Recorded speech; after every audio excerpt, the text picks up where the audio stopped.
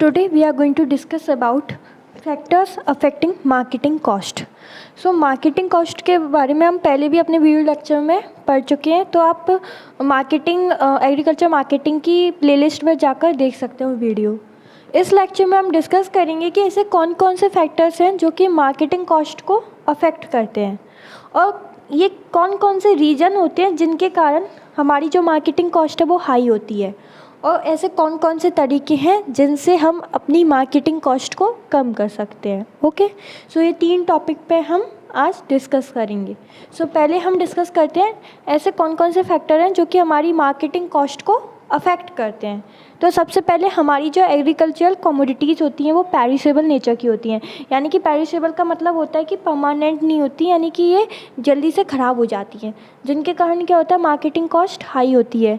और फिर marketing cost perishable nature होने के कारण भी हम जब इसका स्टोरेज करते हैं, ट्रांसपोर्टेशन करते हैं, तो उसमें बहुत ज़्यादा सावधानी बरतनी पड़ती है कि कहीं हमारा जो प्रोडक्ट है वो क्रश ना हो जाए, कहीं वो ख़राब ना हो जाए। तो ये भी हमें ध्यान में रखना होता है उन्हें स्टोरेज करते समय, ट्रांसपोर्टेशन करते समय। ओके, क्योंकि ये पेरिशेबल नेचर के होते हैं जो कि जल्दी ख़राब हो जाते हैं, तो स्टोरेज एंड ट्रांसपोर्टेशन के टाइम पर हमें इनका ध्यान रखना होता है। Third one is volume of the product handled. यदि वॉल्यूम ज़्यादा होगा तो फिर कॉस्ट कम लगेगी, लेकिन यदि वॉल्यूम लेस होगा तो कॉस्ट ज़्यादा लगेगी, यानी कि volume is inversely proportional to cost. Okay, now the fourth one is regularity in supply. यदि सप्लाई रेगुलर होगी तो क्या होगा, हमारी जो कॉस्ट होगी वो लेस होगी। ओके, ये स्टेटमेंट अलग है, ये दूसरा स्टेटमेंट शुरू होता है। अगर इरेगुलर होगा किसमें, इन सप्लाई में, तो फिर हमारी जो कॉस्ट होगी वो क्या लगेगी, मोर लगेगी। ओके, तो ये बात आपको ध्यान रखनी है। ओके, यदि वो हमारी कमोडिटी यदि पूरे साल ही अवेलेबल है, उसकी सप्लाई रेगुलर है, तो कॉस्ट कम ही रहेगी ना, एक जैसी रहेगी। लेकिन यदि मान लीजिए वो इरेगुलर सप्लाई है तो फिर उसकी कॉस्ट क्या हो जाएगी, ज़्यादा हो जाएगी। जैसे मान लीजिए हमारी कोई कमोडिटी वो सीजनल है और वो थोड़ी लेट ख़राब होती है, मतलब और कमोडिटी के हिसाब से वो थोड़ी लेट ख़राब होती है। जैसे प्याज हो गए या फिर हमारे पोटैटो हो गए, वो थोड़ा टाइम लगता है उन्हें ख़राब होने में, यानी कि वो थोड़े बहुत मतलब बिल्कुल ही पेरिशेबल नेचर के नहीं होते, उनमें मीडियम ड्यूरेबल नेचर के होते हैं। तो क्या होता है कि जो हमारे ट्रेडर्स होते हैं, बीच में जो मिडलमैन होते हैं, वो उन्हें स्टोर करके रख लेते हैं, और जब उनकी प्राइस बढ़ती है, यानी कि उनका सीजन चला जाता है, तब वो उन्हें मार्केट में बेचते हैं, जिसके कारण उनकी कॉस्ट बढ़ जाती है। जैसे कि हमने सुना था कि जो दाल होती हैं उन पर बहुत ही ज़्यादा ब्लैक मार्केटिंग हुई थी। तो ब्लैक मार्केटिंग का मतलब क्या था कि जब उनकी जब प्राइस कम थी तो क्या हुआ, जो बीच में ट्रेडर्स थे उनने, मिडलमैन ने उन दाल को स्टोर करके रख लिया, और जब उनकी सप्लाई कम हो गई मार्केट में, यानी कि उनने स्टोर करके रख लिया, तो मार्केट में क्या होगी, सप्लाई कम हो गई। अगर सप्लाई कम हो गई तो और डिमांड बढ़ रही है तो उनकी प्राइस भी बढ़ गई, और जब उनकी प्राइस बहुत ज़्यादा हाई हो गई थी तब उनने मार्केट में उतारा।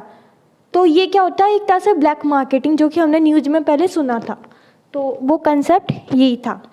तो इस तरह से रेगुलरिटी एंड इरेगुलरिटी हमारी जो कॉस्ट होती है उसे अफेक्ट करती हैं। Next point is packaging. अब पैकेजिंग कैसे करता है, अगर पैकेजिंग हमारी जो ये पेरिशेबल नेचर की होती हैं तो हमें उन्हें अच्छे से पैक करने की नीड होती है।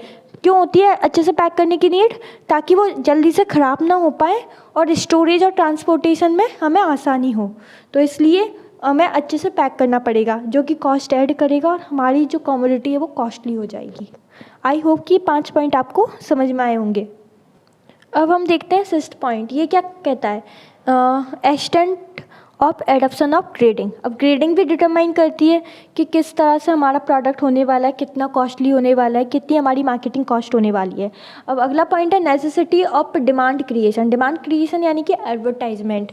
जब हम किसी चीज़ का एडवर्टाइजमेंट करते हैं तो हम लोगों को उस प्रोडक्ट की इन्फॉर्मेशन दे के उनके अंदर डिमांड क्रिएट करते हैं कि हमारा प्रोडक्ट इतना अच्छा है, ये आपको ये बेनिफिट देगा, इससे आपकी ये वाली प्रॉब्लम सॉल्व होगी आपकी लाइफ की। तो इस तरह से हम एडवर्टाइजमेंट कर रहे हैं, जिसके कारण उसकी जो कॉस्ट है एडवर्टाइज करने की वो बढ़ जाती है और मार्केटिंग कॉस्ट भी बढ़ जाती है। और बल्कीनेस का मतलब वही हो गया वॉल्यूम, जो कि हम पहले डिस्कस कर चुके हैं। जितना ज़्यादा बल्कि होगा उतनी कम कॉस्ट लगेगी, और जितना कम बल्कि होगा उतनी ज़्यादा कॉस्ट लगेगी। ओके। फिर आता है नीड फॉर रिटेलिंग। अब हम जानते हैं कि हमारी एग्रीकल्चर कमोडिटी होती है, उसकी हर एक व्यक्ति को आवश्यकता होती है। ओके, तो उनके लिए एक रिटेल होते हैं। रिटेल वो लोग होते हैं जो कि डायरेक्टली कस्टमर या कंज्यूमर से अटैच रहते हैं, जो कि कमोडिटी को डायरेक्टली करते हैं। क्या? कस्टमर्स, जो कि डायरेक्टली कस्टमर्स को बेचते हैं। अब जितने कम रिटेलर्स होंगे मार्केट में, उतना कम कॉस्टली होगा हमारा मटेरियल। ओके, ऐसा क्यों? क्योंकि उतनी कम हमारी क्या होंगे, मिडल मैन। क्योंकि देखिए, जब कोई रिटेलर होता है, वो जब फार्मर से कोई सामान खरीदता है तो कोई ना कोई कॉस्ट लगती है। ओके, यानी कि रिटेलर कुछ ना कुछ प्राइस पर फार्मर से खरीद रहा है। मान लीजिए उसने 10 रुपये में कोई भी कमोडिटी है वो फार्मर से खरीदी, तो कंज्यूमर को कितने में देगा? 20 रुपये में। वहीं यदि डायरेक्टली फार्मर उस कमोडिटी को कंज्यूमर को बेच रहा है तो वो 10 रुपये में बेचेगा, जिसके कारण मार्केटिंग कॉस्ट डिक्रीज हो रही है। आपको समझ में आ रहा है ना? अगर समझ में ना आए तो ये वीडियो दोबारा से देखना। ओके, फिर आता है 10वां पॉइंट, नेसेसिटी ऑफ स्टोरेज। अब हम जानते हैं कि हमारी जो एग्रीकल्चर कमोडिटी होती है उनकी सप्लाई इरेगुलर होती है, जिसके कारण हमें उन्हें स्टोरेज करके रखना पड़ता है, और वो पेरिशेबल नेचर के होते हैं तो उन्हें स्टोरेज करने की नीड बढ़ जाती है। अब हमने उन्हें स्टोरेज कर दिया तो हमने क्या ऐड की? Time utility. यानी कि जब उनकी शॉर्टेज होगी, यानी कि जब उनका सीजन नहीं होगा, तब हम उन्हें मार्केट में उतारेंगे। तो स्टोरेज भी क्या करता है? प्राइस यानी कॉस्ट ऐड कर देता है। एक्सटेंट ऑफ रिस्क, यानी कि risk wearing ability of farmer. जितना ज़्यादा फार्मर या पे ट्रेडर रिस्क वियर कर लेता है, उतनी ज़्यादा उसकी कॉस्ट होती है। अगला पॉइंट है facilities extended by dealers to consumers. अब जो डीलर्स होते हैं वो कौन कौन सी फैसिलिटीज़ कंज्यूमर को देते हैं, तो उनकी भी कॉस्ट लेते हैं, जैसे कि होम डिलीवरी हो गया, या फिर return facilities, entertainment, credit facilities etcetera. Okay, so ये कुछ 12 फैक्टर्स थे जो कि हमारी मार्केटिंग कॉस्ट को अफेक्ट करते हैं। ओके, और यदि ये रिटर्न एग्जाम में आएगा तो फिर 10 मार्क्स क्वेश्चन में आएगा, जिसमें आपको पूछा जाएगा factors affecting marketing cost, reason for higher marketing cost and how we reduce it. Okay, so ये 3 क्वेश्चन पूछे जाएंगे आपको 10 मार्क्स क्वेश्चन में इन योर थ्योरी एग्जाम। तो आपको ये पॉइंट्स लिखने हैं उसमें। ओके, अब हम नेक्स्ट टॉपिक डिस्कस करते हैं, reason for high marketing cost. Marketing cost high होने के क्या क्या रीजन है? तो ये वाले रीजन मैंने जो आपको फैक्टर्स अफेक्टिंग मार्केटिंग कॉस्ट पढ़ाए थे उनमें ज़्यादातर डिस्कस कर लिए हैं, तो अब हम इन्हें जल्दी जल्दी देखेंगे। हाई ट्रांसपोर्टेशन कॉस्ट, यानी कि हमें ऐसा तो है नहीं कि हमारी जो कमोडिटी वो हर जगह, एग्रीकल्चर कमोडिटी हर जगह प्रोड्यूस हो। वो ऐसी जगह प्रोड्यूस होती है जहाँ पे उसे फेवरेबल एनवायरनमेंट मिलता है। ओके, और जैसे कि हमारे एप्पल हो गए, वो कहाँ पे होते हैं? ठंडी जगह पे होते हैं, यानी कि हिमाचल प्रदेश। हिमाचल प्रदेश में होगा, तो हिमाचल प्रदेश से अगर हमें उन्हें राजस्थान लाना है, या फिर वेस्ट बंगाल लाना है, या फिर सदर्न स्टेट में लाना है, तो हमें ट्रांसपोर्ट करना पड़ेगा। So that's by high transportation cost के कारण हमारी मार्केटिंग कॉस्ट हाई होती है। अब हम देखते हैं कंजप्शन पैटर्न, यानी कि bulk transport to deficit areas. तो फिर ये भी क्या करता है? ट्रांसपोर्टेशन कॉस्ट बढ़ा देता है। लेक ऑफ स्टोरेज फैसिलिटीज़, यदि स्टोरेज फैसिलिटीज़ नहीं होंगी तो पूरा प्रोडक्ट ही सड़ जाएगा। तो ऑब्वियस है जो हमारा प्रॉफिट है या फिर जो हमें रिटर्न मिलना था वो नहीं रिटर्न मिल पाएगा। तो मार्केटिंग कॉस्ट जैसी थी वैसी ही रहेगी और हमें रिटर्न कुछ नहीं मिल पाएगा, तो फिर उसका फुलफिलमेंट नहीं हो पाएगा। इसलिए लेक ऑफ स्टोरेज फैसिलिटीज़ भी एक कारण है हाई मार्केटिंग कॉस्ट का। Bulkiness of the produce. Okay, फिर आता है volume of the product handled, यानी कि हम कितना वॉल्यूम ऑफ प्रोडक्ट हैंडल कर रहे हैं। ज़्यादा वॉल्यूम हैंडल कर रहे हैं तो प्राइस कम, कॉस्ट कम लगेगी, और यदि कम वॉल्यूम हैंडल कर रहे हैं तो कॉस्ट, मार्केटिंग कॉस्ट ज़्यादा लगेगी, जो कि हम डिस्कस कर चुके हैं। Absence of facilities for grading, grading की अगर फैसिलिटीज़ नहीं होगी तो मार्केटिंग कॉस्ट बढ़ जाएगी। Perishable nature of the produce, जितना ज़्यादा पेरिशेबल नेचर होगा उतनी ज़्यादा उसकी मार्केटिंग कॉस्ट होगी, क्योंकि उसे हैंडल करने में उतनी ज़्यादा सेफ्टी बरतनी पड़ेगी और उसके साथ उतनी ही ज़्यादा रिस्क जुड़ी हुई होगी। कॉस्टली एंड इनएडुकेट फाइनेंस, और फाइनेंस भी टाइम पे नहीं मिल पाता, और मिलता भी तो वो इनएडुकेट हो पाता है, जिसके कारण जो हमारे फार्मर्स होते हैं वो इनपुट नहीं खरीद पाते और उनकी क्रॉप ख़राब हो जाती है, ओके। और वो कॉस्टली भी होते हैं, फाइनेंस मिलता है, ओके। और हाँ, वो पेरिसेबल नेचर में मैंने आपको बताया था कि जो हमारी चीज़ जल्दी ख़राब हो जाती है इसके कारण उसकी कॉस्ट बढ़ जाती है, ओके। और इसमें क्या होता है, फार्मर यदि कोई कमोडिटी पेरिशेबल नेचर की होती है, जल्दी ख़राब हो जाती है, तो फार्मर को उसे डिस्ट्रेस सेल पे भी बेचना पड़ेगा, यानी कि उसकी अपने उसको ऐसे प्राइस पे ही बेचना पड़ेगा जो कि उसकी कॉस्ट ऑफ प्रोडक्शन से कम होगी, ओके। सो ये भी रीज़न है फॉर हाई मार्केटिंग कॉस्ट का, क्योंकि इसमें फैसिलिटीज़ भी ज़्यादा करनी पड़ेंगी उसे, ताकि वो पेरिसेबल नेचर होता है ना, पेरिसेबल कमोडिटी ख़राब ना हो, तो उसके लिए अच्छे से स्टोरेज करना, उसको अच्छे से ट्रांसपोर्ट करना, तो फिर ये सब मार्केटिंग कॉस्ट को बढ़ा देगा। बहुत सेफली उसे ट्रांसपोर्ट और स्टोरेज करना। सीजनल सप्लाई, अब इसकी इनएडिक्वेट सप्लाई होती है, सीजनल सप्लाई होती है, जिसके कारण क्या होता है कि ये हर एक सीज़न में तो उपलब्ध नहीं हो पाती, तो इन्हें स्टोरेज फैसिलिटीज़ की रिक्वायरमेंट होती है, और स्टोरेज फैसिलिटीज़ मार्केटिंग कॉस्ट को बढ़ा देती है।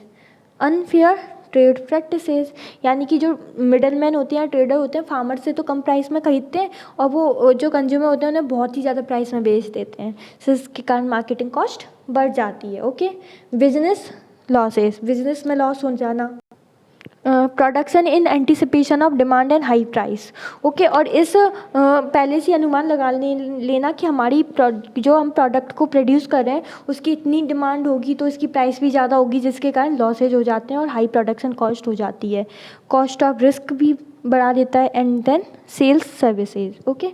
सो ये थे reason for high marketing cost. अब हम देखते हैं कि हम इन्हें किस तरह से रिड्यूस कर सकते हैं, ओके। सो इसमें कुल 5 पॉइंट्स हैं जो कि आपको लिखने हैं एग्जाम में, ओके।